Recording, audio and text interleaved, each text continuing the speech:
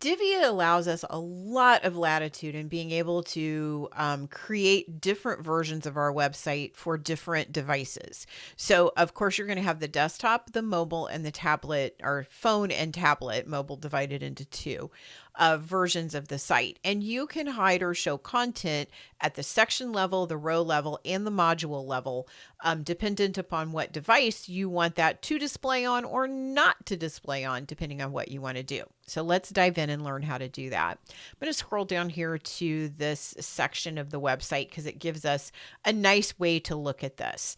All right, if we want to hide this entire section when we're on a mobile device, let's say, we can come here. Oops, let's go here. We're going to hover over this section until we can see the three dots. We're going to click those and it says disable right here. So if we wanted to disable this on a mobile device, we're going to click the mobile device, the phone, and that is going to turn it red. So it's green on the tablet and green on the desktop, but red on the mobile. Now, here's where that starts to make sense is if we go to the tablet version, still there, still available, but when we go to the phone version, you can see that this color changed and it is like a reduced opacity. That tells us that even though we can see that content here and now, because we need to be able to edit it inside of the builder,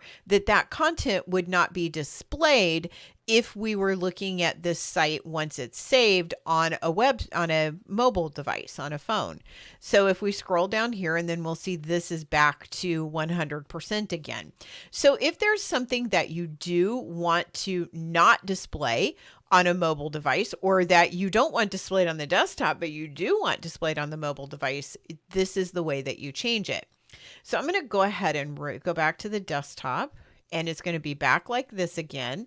I'm going to come back to the section area and I'm going to click on disable again. And then I'm just going to click it again to enable that being on my, my phone device again. And then I'm going to click back on the phone view and just show you now it's back at 100% color again, which tells me it would publish.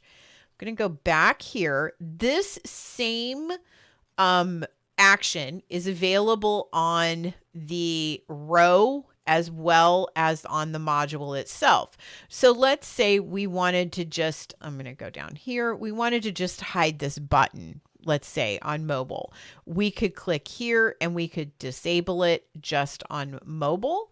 And again, if I look at my mobile view, if I scroll down, the button is all grayed out. I can see the row is gray, but the rest of it is 100% opacity. So I know that's going to show up. This would not show up on that view. If I switch to tablet, it's back to being there. Okay. So it'll still going to show up so you can still edit it. This is, I don't encourage you to like make a mess out of your web page, like completely like copy all of your modules and set one for the desktop, one for the tablet, and one for the phone. It's better to not use this extensively, but there are times that it's really important. Let's say you have time right here and now to do a design for a group or a retreat or something else that you're hosting, some type of an event you want to put on your homepage, but you don't really want to publish it for a couple of weeks, but you have the design time right now.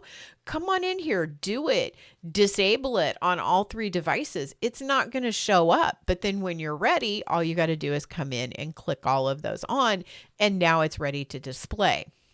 There are other times when what we have available on the site is really awkward to be on a mobile device. Like if you have a lot of text, you may want to not have big, huge blocks of text that maybe aren't really pertinent for somebody on a device like a cell phone reading. So you could turn that off on the phone and leave it on the desktop version of the site. So there's a lot of capability and a lot of possibility with how you can use this feature to be able to modify your website in a way that makes a lot of sense dependent upon what device the user is looking at the site on. I'll see you in the next video.